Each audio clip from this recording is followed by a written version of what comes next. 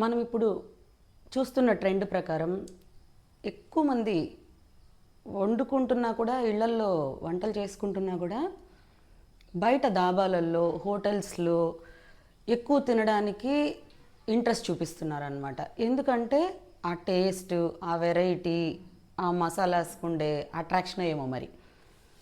దాబా స్టైల్లో, హోటల్ స్టైల్లో మనము చాలా వెరైటీస్ చేసుకోవచ్చు అనమాట. దాంట్లో వెజిటేరియన్స్కి, నాన్ వెజిటేరియన్స్కి బాగా నచ్చే వంటకం ఏంటంటే పనీర్ బటర్ మసాలా. చిన్న చిన్న టిప్స్ అండి. దాంతో మనము టేస్టీగా హోటల్లో లాగా క్రీమీగా రిచ్గా ఇంట్లోనే మనం పనీర్ బటర్ మసాలాని తయారు చేసుకోవచ్చు. అది మనం నాన్తో తినచ్చు, నార్మల్ మన చపాతీతో తినచ్చు, లేకపోతే మనము భటూరా లాంటి వాటితోటి, పూరీ లాంటి వాటితో కూడా తినచ్చు అనమాట. చాలా టేస్టీగా ఉంటుంది. నేను ఈరోజు మీకు ఆ రెసిపీనే చూపించబోతున్నాను. వచ్చేయండి చూద్దాం. హాయ్ అండి, అందరికీ నమస్కారం. వెల్కమ్ టు మై ఛానల్ నీ ఇల్లు బంగారంగాను. అందరి ఫ్యామిలీస్ హ్యాపీగా, ఆనందంగా, ఆయుర ఆరోగ్యాలతో బంగారంలా ఉండాలని కోరుకుంటూ ఈరోజు టాపిక్లోకి వెళ్ళిపోదాం.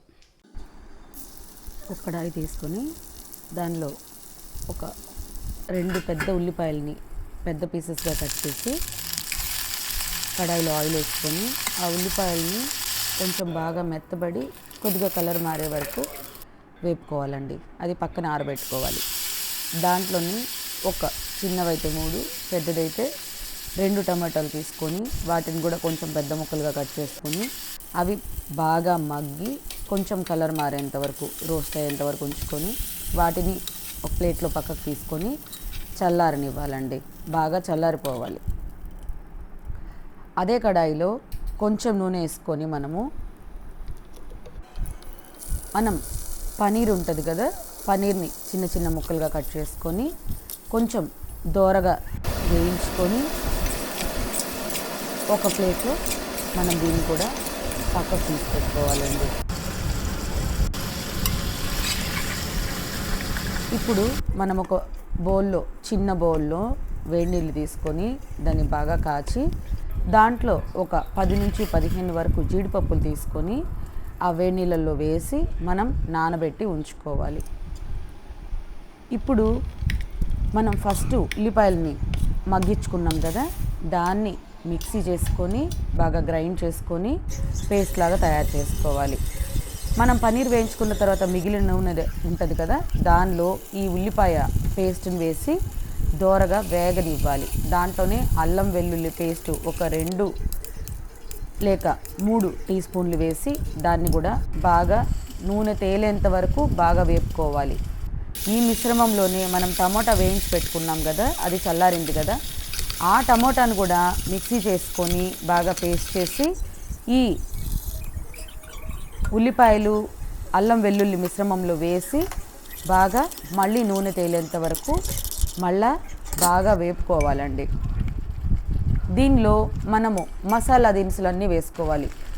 ఉప్పు, పసుపు, కారం, ధనియాల పొడి, జీలకర్ర పొడి ఉంటే కొద్దిగా, గరం మసాలా పొడి 1 టీ స్పూను వేసుకొని బాగా కలుపుకోవాలండి. బాగా కలిపి ఇలా దీంట్లో చూపిస్తున్నట్లుగా మనం బాగా నూనె తేలేంత వరకు వేపుకోవాలి. దాంట్లో కసూరి మేతి ఉంటే కొద్దిగా వేసుకొని వేపుకోవాలి.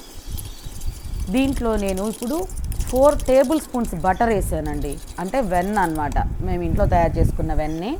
అది వేసి బాగా వేగిన తర్వాత మన పనీర్ ముక్కలు వేసుకొని ఈ పనీర్ ముక్కలకి మసాలా బాగా పట్టేటట్లు వేసుకున్న తర్వాత కొద్దిగా నీళ్లు పోసుకొని బాగా వేపుకోవాలి, ఉడకనివ్వాలి. ఈ కర్రీ మొత్తాన్ని ఉడకనివ్వాలి.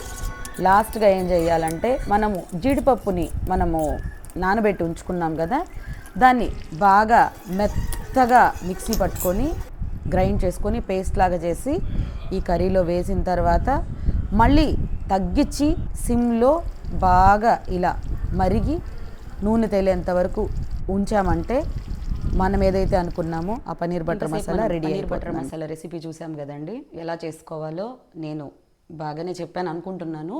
ఏదైనా డౌట్స్ ఉంటే మీరు కామెంట్స్ రూపంలో కానీ నాకు పంపారంటే నేను మీ డౌట్స్ని క్లియర్ చేయడానికి ప్రయత్నం చేస్తాను. సో మీరు ఈ పన్నీర్ బటర్ మసాలా హోటల్ స్టైల్లో చేసుకొని తిని ఎంజాయ్ చేస్తారని కోరుకుంటున్నాను. మీ ఇల్లు బంగారంగాను.